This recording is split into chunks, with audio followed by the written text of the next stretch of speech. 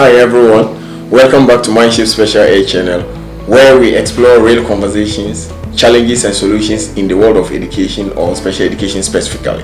Today we are diving into an important topic that impacts every inclusive classroom, and the topic is the collaboration between general education teachers and special education teachers. And joining us is Miss Ennis, a dedicated special education teacher with several years of experience in supporting students with diverse learning needs. Together, we will reveal how successful collaboration looks like, barriers that teachers face during collaboration, and strategies or practical strategies to put in place by ensuring that students with IEPs are successfully included and supported in general education settings. Miss Ennis, you're welcome to my Special Ed Studio. Okay, thanks for having me, Dean. Alright, you're welcome. So can you please tell us a little bit about yourself? Yes, sir. So my name is Miss Ennis, and I've been a special education teacher for the past 7 years now, and currently I am a resource teacher where I work with students with various disabilities, and the aim is to just ensure that our students are learning, they're meeting their goals, and we're just preparing them for the future so that they can go out and explore. And I have a passion for teaching, especially when it comes down to students with special needs. It's my passion. I enjoy doing this. It is something that I love, and I'm just happy to be here so I can spread some awareness and let the general education teachers know how to work and support their students. That's very wonderful. I can see.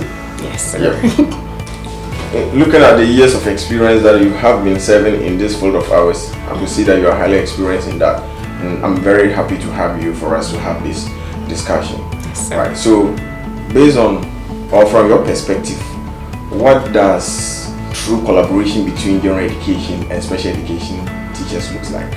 Well, for me and in my perspective, I believe that collaboration between the general education teacher and the special education teacher, for once, it is utmost important. We need that because when we're working with students with special needs, it's a partnership, because we have the students in the least restrictive environment. Means that we have them for a particular time of the day, and they spend most of their time in the general education setting. So we need that collaboration with the general education teacher.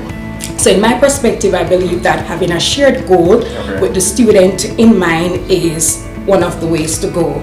So if I have the student and this is what I'm working on, I'm expecting to collaborate with the general education teacher because we have a curriculum that we work from, and that is the curriculum that is that's what we work from. So when we have the general education teacher working alongside with the special education teacher, then we can look on what are some of the ways and strategies that we can put in place to benefit the students, because students, we place them first. Our aim is to work with them and take them from point A to point B. So like we can work with the general education teacher where, say for example, the general education teacher will have the student in a whole group setting, right? There are various things that can shift the mindset of that student with the special needs that is in the general education settings. So when the general education teacher collaborate with the special education teacher, whether that is in a planning session or just having a conversation with the teacher, hey, this is something that I've seen in the classroom, and with your support, I believe that you can, assist me in working with this. So, and also the special education teacher can benefit from the special education teacher too, because that teacher works with the student for almost 80% of the school day. So my help comes in where I can share strategies for once.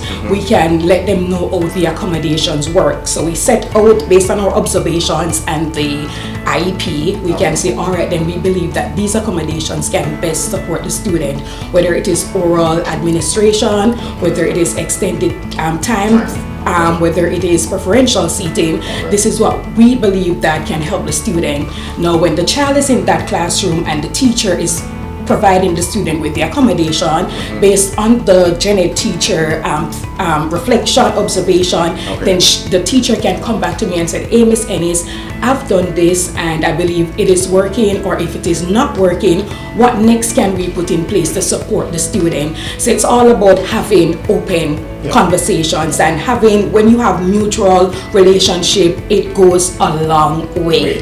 So you get a lot more. It's a team, because teamwork makes the dream work, and education system is all about a team. It's not an individual job. Everyone coming together, having the students at the forefront, and once we're here on the same page, having the same shared goal in mind, then we should be able to just do what is right for the student.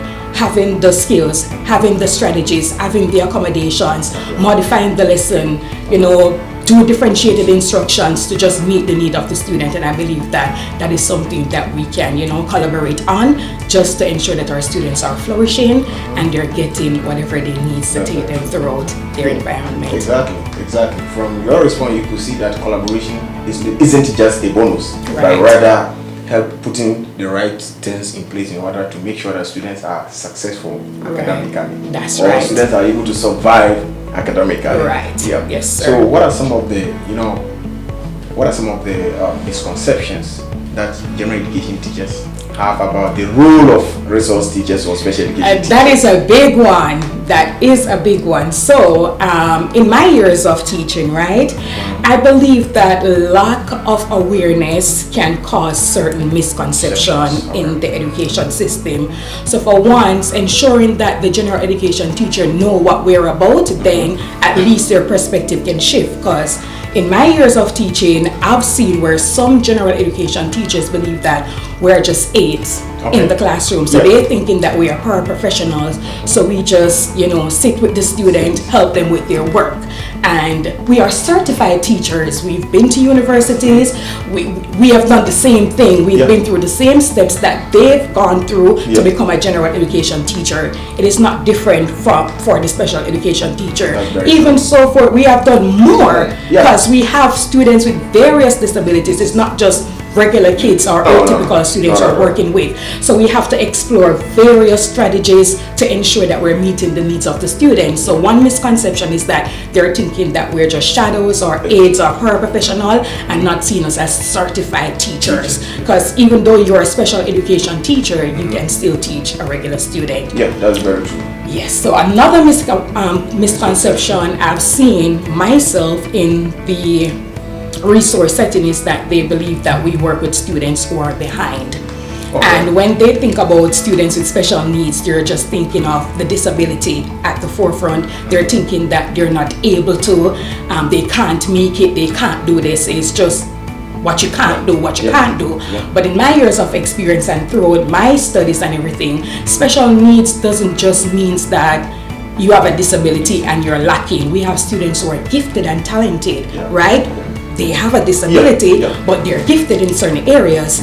I've had a student with specific learning disability, and the student needed assistance in just one subject area for reading, and the student is in honors for math. So that student is quite above average for his math, and when it comes on to reading, he has a need. So we provide them with that needs. So it's not just about you can't do this, because they can, but we're just providing them with the help that they need. Another misconception that I've also seen in my years of teaching is that we are solely responsible for the IEP. When you're working with an IEP, that educational plan, it takes a team. Right? So it's not just the special education teacher responsible to write that plan. If we want to implement an effective plan that is gonna ensure that the student meet their needs, then it's a teamwork. So that's why whenever we're conducting IEP meetings, the team comes to the meeting and we present to the parent. Everyone has a role to play.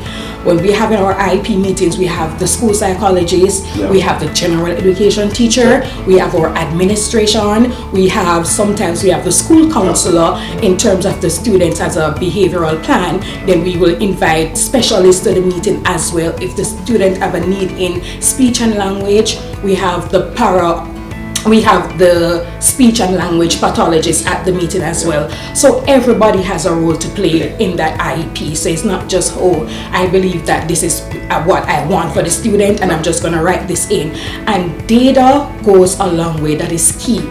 We have to have data to drive our instructions. So that's how the general education teacher now comes in and play their part.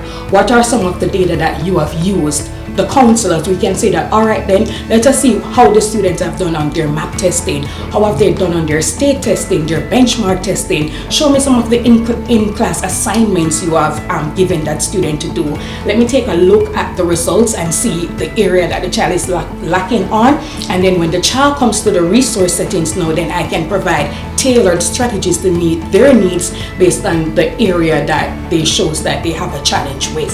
So it's a teamwork. It's not just, it's a special education teacher thing. When everyone plays a part, then we can ensure that the plan is successful to meet the student needs.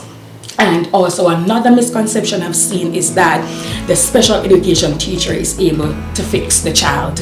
Oh. We are not God, right? That's true. So they believe that if the child has a behavioral disorder or behavior challenge, and the child is getting rowdy inside of the classroom and they're being noisy and disrupting the lesson, they'll put the child, go to your resource teacher. Yeah, so we are the problem solver and everything, right? But it's not just so. That's why when we collaborate together, then we can provide you with the strategy, because at the end of the day, when that child become an adult, goes into the world of work, there is no specific area to send that child, that adult to when things arise, right? We have to know how to navigate through those challenges. So that's why we provide them with the strategies and the tools they need. So when that child is in that bigger settings, besides the least restrictive environment, you use those strategies that is given to you by the special education teacher or by the school psychologist or by the behavioral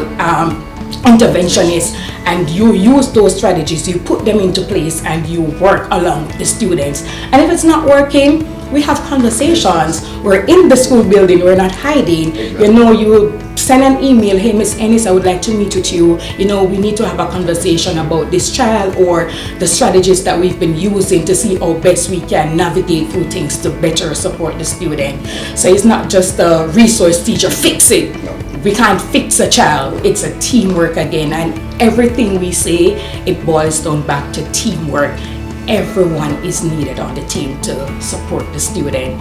So and I believe that spreading awareness at the get-go, whether it's above my level, the administration, or setting up like a meeting at the beginning of the school year when you go in for the developmental sessions and stuff like that, give us a chance to represent ourselves, let us know who we are. Many teachers seen us in the building and we might not have one of their students because they don't have an IEP and they might not know who we are. So let us introduce ourselves, let them know that we are a teacher, we're here to support the students just like you. We're doing the same thing that you do, it's just that we're using various strategies based on the need of that student to support them on. So clearing up that, spreading the awareness now is a good thing to let the general education teachers know that, it's just working together as a team and putting plans in place to meet the needs of the students, and that's the way to go. That's right. Ms. Ennis, thank you very much for sharing with us some of the common misconceptions about general education teachers that they have towards resource teachers. Yes. Okay.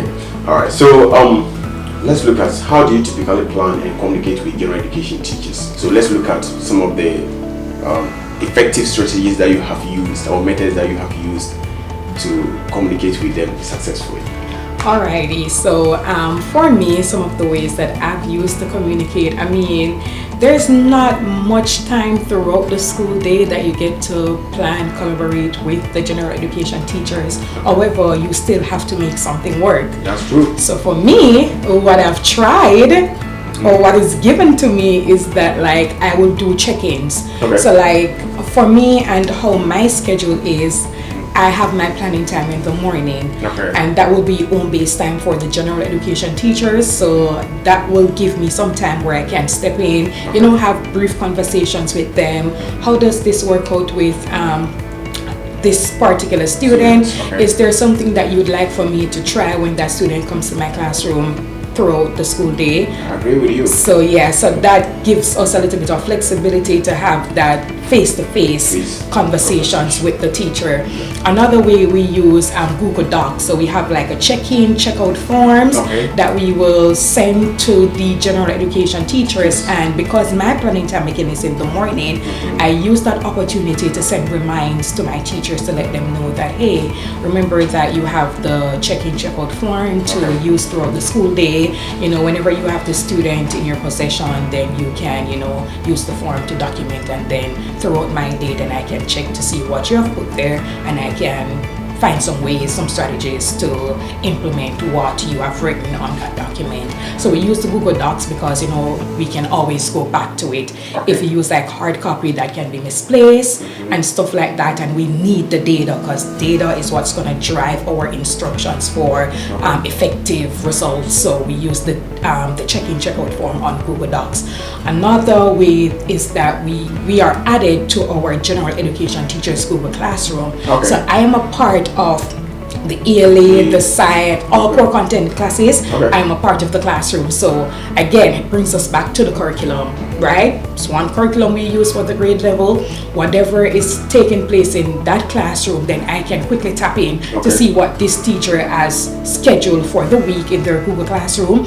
And if I can keep a tab on my student to see what they have done, where they need help, or what they need help on, if they have submitted an assignments, and to see where the teacher is coming from and where they're heading towards. And then if it is something that I see that the child is good at, maybe, you know, I can push the child a little bit further, so when they move on to the next level in that general education settings, then they are already prepared with some basic tools that they can answer questions in the general discussion. So I've tried the Google Docs, I've tried the Google Classroom, right, and the morning check-ins with the teacher, right, and then planning times too. We have like grade level meetings, so we have conversations with our teacher where we go more in depth, like now it's instructional time.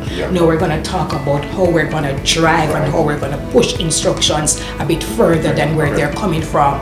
What are the areas that you have outlined that the student is struggling on? What key strategy you can use to push that student forward, because we don't want to have our students to be too comfortable. Yeah, the past, they made 70s, they made 80%, and they feel okay. Because if a kid see that they're passing, they're gonna feel chill, they're gonna be okay, like I'm on the right path. But it's not just an okay or an average result we're looking for. We're pushing them to their fullest capacity. So if we're seeing that, you know, they're making good gains, what else can we do? Problem solving skills that we can bring across to those students so that we can get them, you know, doing that critical thinking and taking them to the next level. So it's just all about communicating in different ways. And if time is a busy day, you know, things are going, we can send emails. It's not always effective, but we still can make it work. So we can send a quick email to the general education teacher, or the general education teacher, if something comes up and they don't want to forget, because you know you have a busy day, you're working with kids, you're gonna be busy, you know, you can be distracted. So they send a quick email, write a note, send it to the teacher, and then I can get back to them, whether it's by email or whenever we have planning again, then we can do that. And also too, the professional developmental sessions, those are great ways too that we can collaborate with our teachers, because you have time.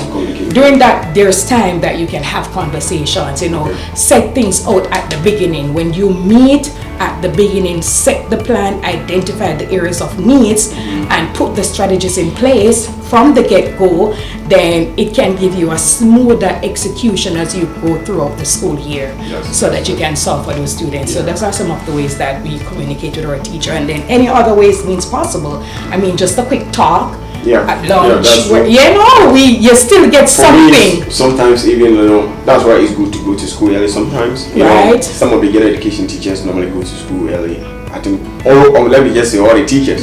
So when you go early like that, you can get in touch with one-on-one with them. Then you discuss the possible ways to put in place to make sure that your students are successful in their various classrooms. I don't play with going to my general education teachers. I don't play with that. We need them. We need them. No.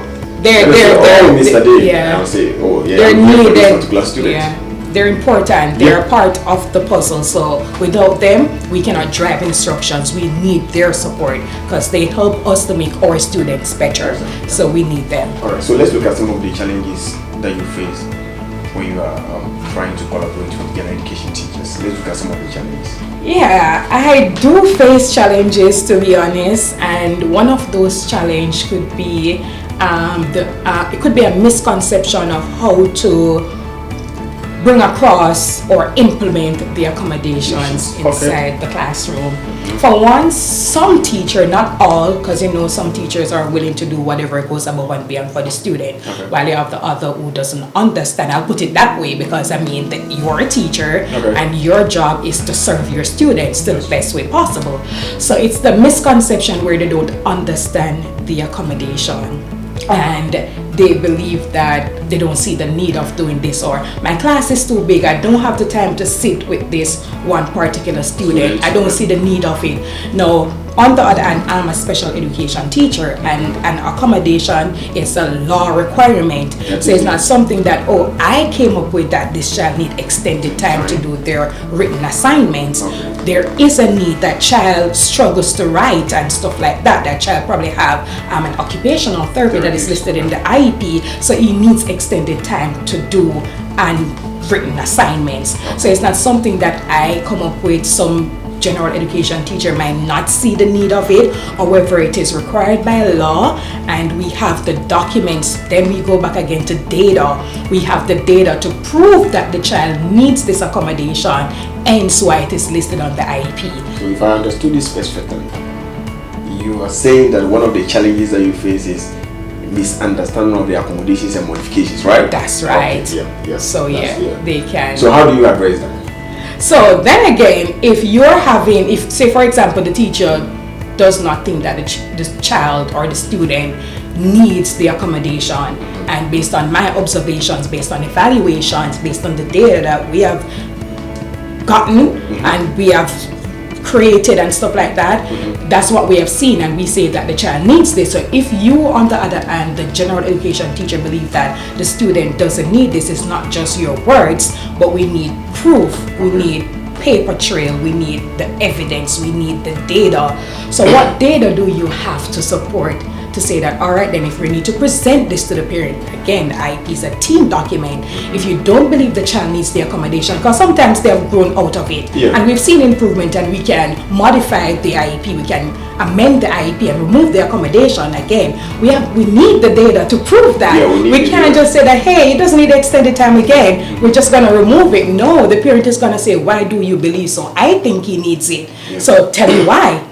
It's not just something that you just automatically say that, When you look at some of the accommodation, they are just statements. Right. So sometimes when you go to the general education teachers and explain to them, for example, let me take preferential seating for instance. It's just like some of them might think, let me just give a specific seating place. Let me allow the student to sit this place. Maybe that seating place, you will call it a preferential seating, right? Or it's considered as preferential seating. But it may not be beneficial to the student. You get what I'm saying? There are some students, when they are isolated, they can even start sleeping. So though it's a preferential seating, but it's not beneficial to the student. And then that's why we don't just provide the teachers with the accommodation sheet only, we give them the IEP at a glance. In the IEP at a glance, they have the students what they're good at, so their strengths and also their weakness. When you look on the weakness, it outlines like what are some of the challenges that the child faces. Then we have strategies in the IEP, in the goals, that tells you how to support that child. So it's not just come up with the accommodation, no. You have the glance of the IEP, and it is their responsibility to read the IEP at a glance, where you get a whole picture of the student. It's not just a one sheet and you don't know why the teacher is providing him with the accommodations, but with the glance you have an overall idea of who the child is, and you can better support them. That's true. Accommodations comes first, then modifications. Right. So the modification is indirectly explaining how you're gonna cater for the accommodations. Right. You're going to say, extended time. Right. So the modification will explain, or when you go down, you see that that extended time, there's more explanation to it. It's not just giving the extended time the whole or whatever. Right. And some of the times, even if they modify the lesson too, because like say for example, Johnny is random name, Johnny is doing a writing assignment, right? And we in the IEP states that Johnny needs extended time for 50% of the school time. Okay. Right? So if you modify the lesson, all right, then we're going to break this. If it is 2 paragraphs, I'm going to modify this lesson and allow Johnny to write 1 paragraph today, and then maybe tomorrow he can do the other part of the paragraph. Yeah. So that's modifying it. Instead of having him doing everything all at once, you have him doing part today and then part tomorrow. And then that also eliminates behavioral challenges too in the classroom, because then